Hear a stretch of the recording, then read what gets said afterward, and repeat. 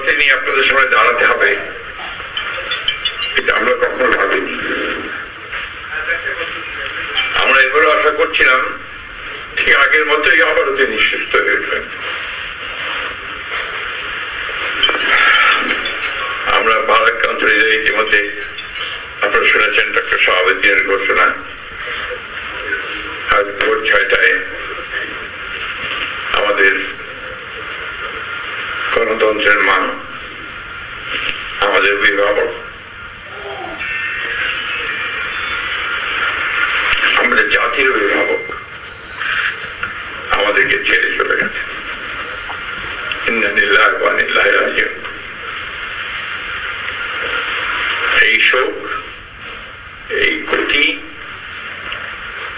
এটা অস্বাভাবিক, অপূরণীয়। এই জাতি কোনোদিন পূরণ করতে পারবে না। যে নেত্রী তার সারা জীবন জনগণের অধিকারের জন্য, কল্যাণের জন্য তার সমগ্র জীবনকে উৎসর্গ করেছিলেন, সেই নেত্রী দেশনেত্রী বেগম খালেদা জিয়া।